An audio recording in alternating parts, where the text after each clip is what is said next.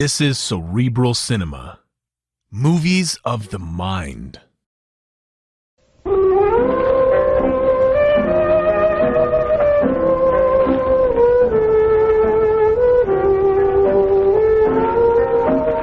Barrie Craig speaking. Manhattan Island's my beat. From Battery Place uptown to Spuyten Duyvil. I've got my footprints on every inch of sidewalk, a memory in every mile. Get used to a beat and it's like home to you. You're an island native, and only a pretty fancy fee can drag you even across the river to Brooklyn or 3 other boroughs. To drag you out of town needs a major earthquake or an act of Congress. So how come I find myself 40 miles from Broadway in an incorporated village called Seneca on the trail of a claw murderer? A nice little gent with side whiskers like Abraham Lincoln coaxed me into it. Town Supervisor Samuels, he called himself. His pitch went something like this. I came straight to you from Lieutenant Trav Rogers of your Metropolitan Police, Mr. Craig. Yeah, Lieutenant Rogers phoned me. You just left his office.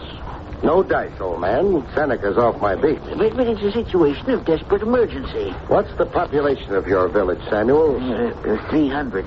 A killer can't lose himself in that small a crowd. But Order every townsman to line up in the public square. Then go up and down the line. When you see a wild gleam, nab him. A wild gleam? The guy you're looking for is a lunatic, first class. The claw used in the killing shows that. One nut in a neighborly crowd, your sheriff can't be that helpless. Well, he is. Berkey's only honorary sheriff.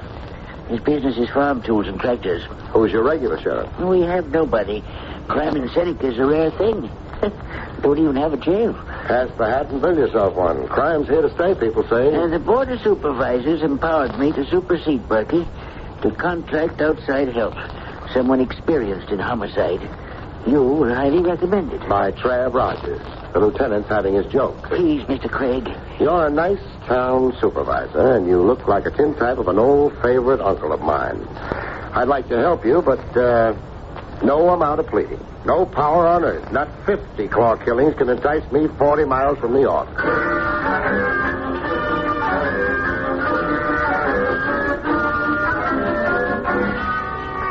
In Seneca, flanked by Samuels and the sometime sheriff, I got a look at the corpse. The morgue was the back row of the taxpayer, divided into a grain, oats, and seed shop, and mortuary parlor. This was Dr. Tyler, Mr. Craig. A doctor, huh? Horse doctor. Oh, sad day for Dobbin. Pretty thorough job of annihilation. Shocking crime. The claw marks on the skull were made by a garden tool, looks like. Yeah. Did Doc Tyler have any enemies? Or let the sheriff answer, Samuels. Why, no. Not to my knowledge, he didn't. Doc Tyler was a pillar in the community, a fine, respected Save man. the eulogy for the funeral services, huh? Theft, then. Was anything stolen?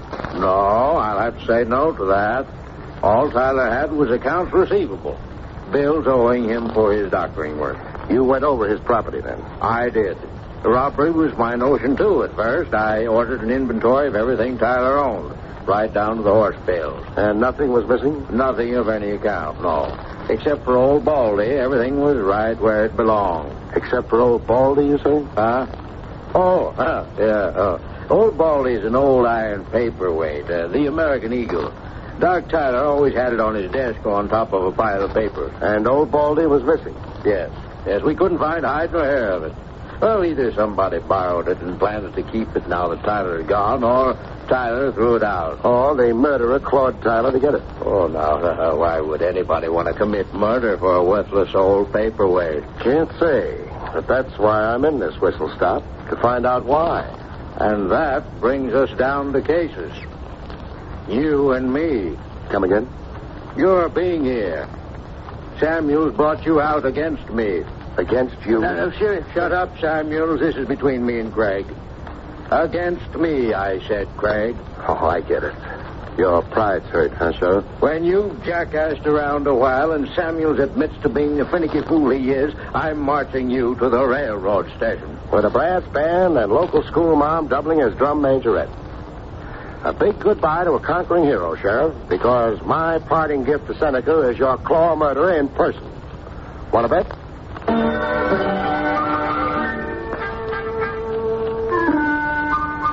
I found overnight accommodations at a Miss Pringle's split seconds before a storm broke.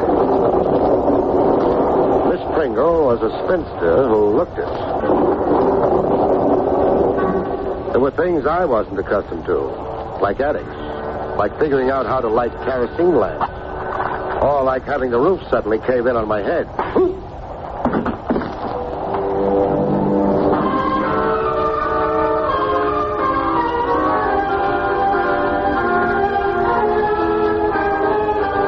I went down from a sneak blow. A club, the weapon felt like. I went down, but not out.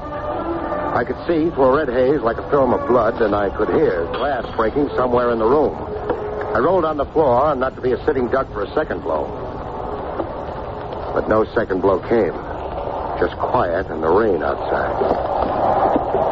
The rain blowing in from an open window. The window my sneak opponent had used getting in and out. I went out the window after him.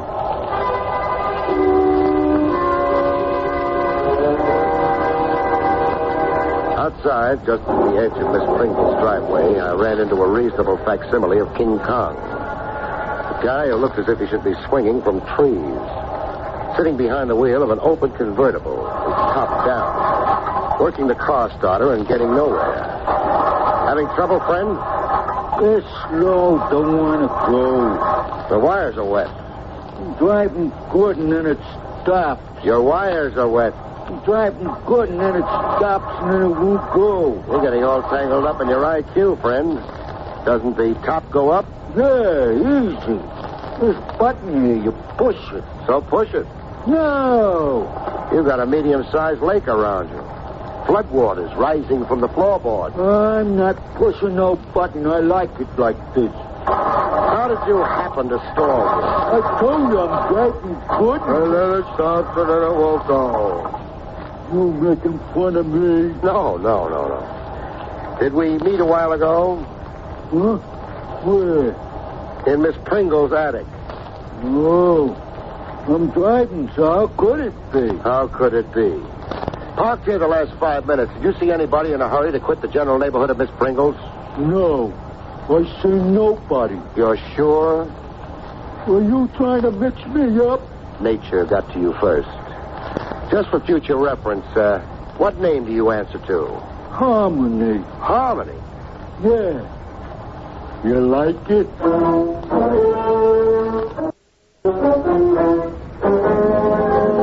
Back in the attic with the kerosene lamp lit and Miss Pringle in a trembling spasm, I took stock of the room. Oh, what you told me, Mr. Craigie, it's unbelievable. Believe it. I wasn't born with this rhinoceros egg on my head. But what purpose? I'm checking to see. This picture on the floor, where was it hanging originally? The kerosene lamp's throwing so many shadows I can't see the nail hole. Why, it hung there over the highboy. The glass broke? Yeah, it needs a new glass. A ship's print, huh? Yes, the Princess Ida, an old whaling vessel. The picture have any special meaning? Special meaning? A value, an heirloom or something? Why, no value. I only paid $1 for... Oh, wait. Yes, come to think of it, I was offered a good price for it. How good a price? $100, if I recollect. For a dollar print? Who made the offer? The young Mr. Stanley, the one with the new antique shop out on North Rugby. Why didn't you sell the picture to him? Well, I'm not sure. For spite, I guess. Spite? Well, the young man was too persistent and bad manners. Calling me on the telephone and then tracking his muddy boots on my parlor rugs. But I don't understand why these questions. Somebody was up here to steal the picture. I got in the way and was struck down. But nobody stole the Princess Ida. It was dropped in the commotion and the getaway. I heard breaking glass while rolling on the floor. Oh, you're trying to frighten me. Just enough to make you twice the cautious miss you already are. No men in your parlor. There's one joker abroad who might not respect that rule. Oh, you're not alluding to the A claw murderer? Bolt your door and sleep with one eye open. Oh, my... I've just found you, beautiful, and I don't want to lose you. Mr. Craig. Yes, Miss Pringle? There's a fine room on the first floor right next to mine. Oh, no thanks. I'm getting to like the attic. There's electricity and a wall out that you can shave. Oh, really kind of you. But I'm looking forward to roughing it. It'll toughen me up. Mr. Craig, I insist you move to the room downstairs next to mine. Oh, this creeping infatuation for me. Fight it, Miss Pringle, to your last drop of blood. We could get to be the talk of Seneca. But I don't care, Mr. Craig. I'm frightened. In the morning, I took breakfast with Town Supervisor Samuels. Breakfast and information. I'm sorry, sir, if Berkey made you unwelcome. Berkey's sensitive to competition. I'm sorry about your injury. My injury? You were attacked and beaten last night. How could you know? Miss Pringle had me on the telephone in the middle of the night. Oh. I want to know about a couple of your townspeople. First, a bright chap who calls himself Harmony. Harmony? Now, what reason could you... Never mind. I'm asking the questions. Tell me about him. Harmony's big Toby Keller. Hires out for odd jobs. Spring plowing, window washing, garage work. How about dirty work? No. Craig, you're wrong about Harmony. I'd take an oath. His mind isn't the best. But we know him to be good-natured, honest. Mm-hmm. What about a young Mr. Stanley? Fred Stanley? He's a newcomer to Seneca. What brought him here? A lawyer got him to come in the first place. From Chicago, I think. Yeah, Chicago. Fred Stanley came thinking he was a missing heir. Claimed his grandfather's fortune. But there was no fortune. Only an old house just this side of the Seneca line. Not worth the taxes on it. Why was there any idea of a fortune at all? And the grandfather, old Mitchell Stanley, was said to be a rich miser who put no trust in banks. When Mitch Stanley died, there wasn't a penny. They had to auction off his furniture to pay for his funeral. But young Stanley stayed on in Seneca. Yeah? Opened an antique shop in the old Stanley house. Can he make out in a one-horse town like this? He has business signs posted on the highways, hoping to get the tourist trade.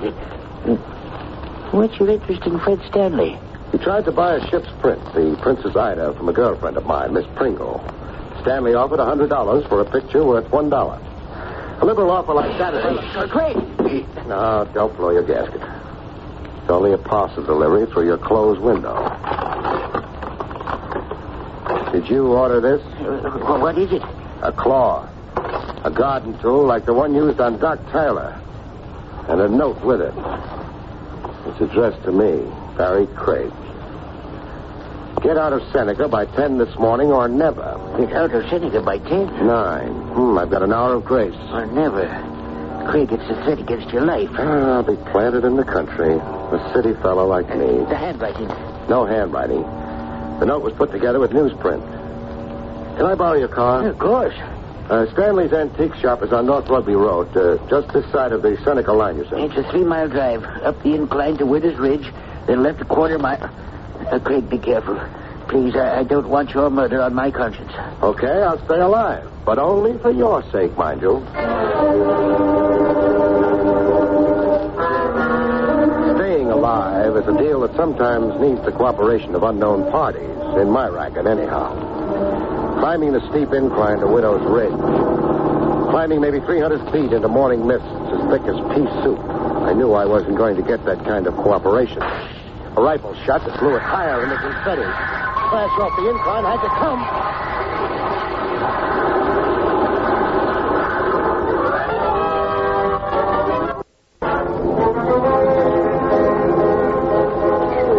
Funny distortions in your eye when you first come to and start taking inventory to see if you're alive. A half-frozen robin who didn't have the sense to fly south for the winter. He sat on the side of the hill 10 feet from where I lay, staring solemnly at me and chirping prayers for my safety. Oh, when I started getting to my feet, the robin flew away. The inventory added up. I was all there in one piece, with a few dents that couldn't hurt forever. Samuel's car was down at the foot of the incline, topsy-turvy, like it was playing dead dog. I'd been thrown clear of the wreck. Half my fee into the poor box. I took an oath on that as I started for Rugby Road on foot.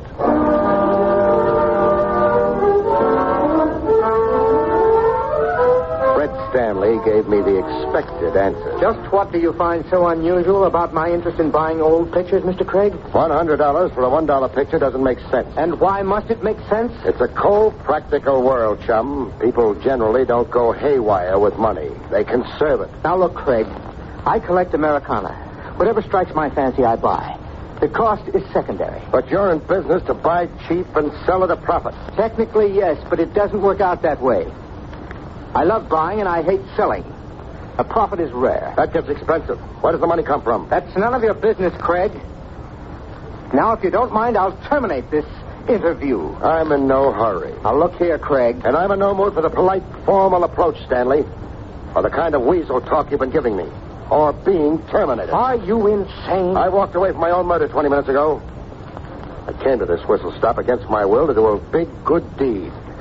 And go home. I don't intend to settle here for keeps. But what has that got to do? You lied to me. A fancy, eccentric pose as phony as I am bore to an act in Shamokin. The ship print signifies something more than just another antique. No polite, formal approach, Stanley. I'm going to pound the truth out of you. Crazy, let me go. Tell me about the Princess Ida ship print. Let go. Harmony, help. Harmony, huh? Now we're making headway. So King Kong's hired out to you. Harmony, help. I want you to let Stanley go. Oh, strapping ape like you, Harmony, you don't need a gun to take charge. I want you to let Stanley go. Sure, I'll let Stanley go. He's only fixing his tie. Oh, Craig, you had no right to manhandle me. No right. It paid off.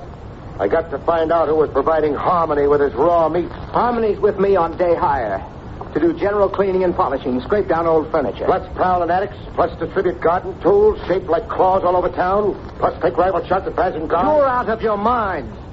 You assaulted me and Harmony rescued me. Now get out of here. Sure. But I'll be back. I'll be back, Stanley. The minute I tumble to your motive.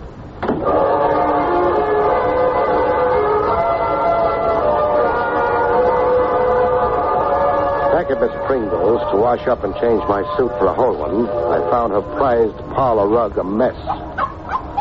Spots all over it. And the dog Fluff, suddenly cured of laryngitis and barking. Warm spots with a sticky feeling to the hand. Red like blood. Blood tracked in by Fluff from somewhere.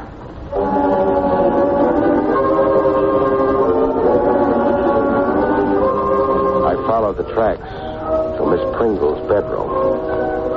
The blood was Miss Pringle's goodbye to spinsterhood. The garden tool shaped like a claw lay beside her on the floor like a third hand.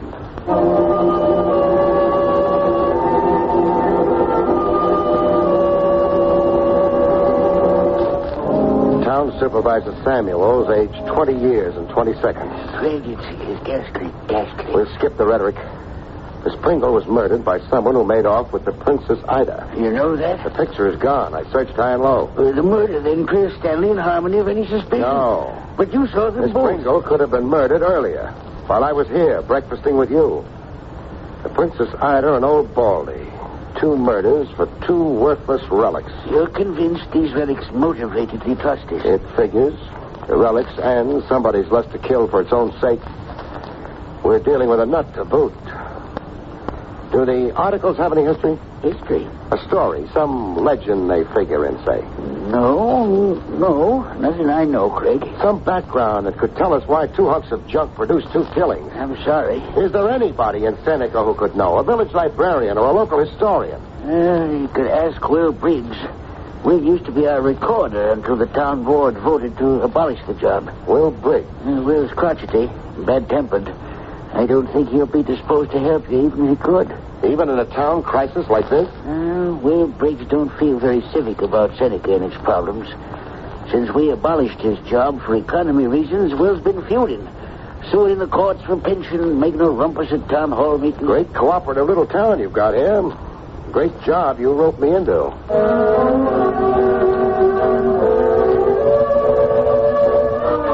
But Will Briggs pulled a switch on Samuel's characterization of him. Briggs fell all over himself cooperating. For $20, Mr. Craig. I'm a man without funds. $20, okay. You get it. Black-hearted board of supervisors. Did you dirt. Old Baldy and the Princess Ida. Scratch your memory. Old Baldy and the Princess Ida. Funny now, you should be asking about them. Why is it funny? You're the second party that's come to me asking. Who came first? Old Mitchell Stanley's grandson. The one who settled himself into a shop here this bit ago. Young Fred Stanley. What did you tell him? What I'll tell you. If you wait. I have the record here. Yes, here it is. The sales sheet, my own writing, for that auction they held at Mitchell Stanley's once to raise money for burying him. I was clerking for the auctioneer that day. Get to it, please. In my time. See? It says here we sold beds and tables and floor coverings. Down here it says Old Baldy. 50 cents. Sold to Dr. Tyler. Princess Ida. $1. Sold to Miss Pringle. And the snowman sold for 75 cents. What's the snowman? The design on a patchwork quilt it's named for. Who bought it? Let me see. Sold to Adam Samuels, it says. That's the town supervisor himself. Where's your telephone, Briggs? Telephone? He ain't never invented it from its use to me. Keeping body and soul together as it is. Briggs, don't bend my ears. Let's get your back up. Samuels, your town supervisor's number 3 on the Claw murderers list. If it's so, I say good riddance to the black-hearted.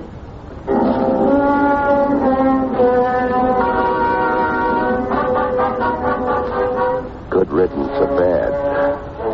Someone else would have to judge Samuel's merits as a human on Earth.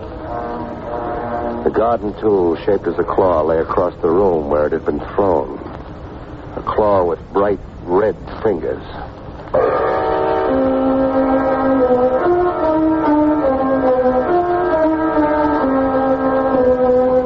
Fred Stanley resisted arrest to the last gasp. Harmony's last gasp, that is. Craig, get out of here. You're under arrest, Stanley. You have no authority. I've got a gun. Harmony. That 8th man comes through the door and he's dead. Harmony. You're asking your moronic stooge to commit suicide? We'll see. Harmony. One down, and Seneca's a better place for it. You killed him. He's only wounded. Where do you want it, Stanley? I'll go with you.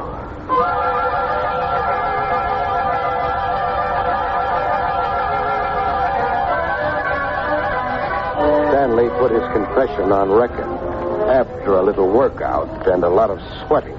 I found a diary that once belonged to my grandfather, Mitchell Stanley.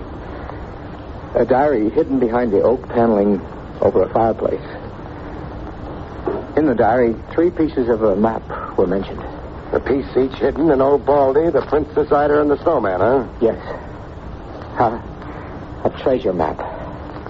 The 3 pieces were to fit together into a treasure map. Through them, I'd find the wealth my grandfather was reputed to have.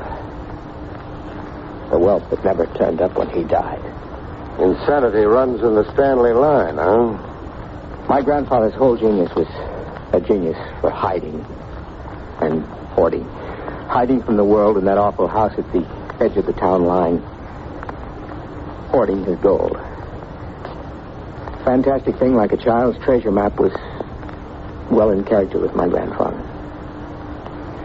The shabby trick, too, was well in character with my grandfather. What does that mean? Well, it was all a grotesque joke. My grandfather's ghoulish sense of humor. I killed 3 people for a load of junk. There weren't any pieces of map in Old Baldy. Or the Princess Ida, or the snowman. That diary, Stanley. Give it to me. Here, go hunt yourself up some treasure, Craig.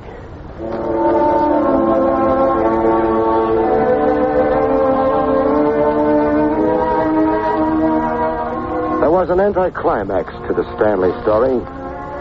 In a village beanery, with the sometime Sheriff Berkey trying to act apologetic and yet keep his dignity. I suppose you'll be leaving now, Craig, eh? Yeah, I can't wait to stand on Broadway and flip a cigarette into the gutter. Well, I've been a jealous fool. So would I be, in your shoes. Oh, thanks. Will Briggs is coming over to see you. He says You owe him something. Yeah. $20 for valuable services rendered.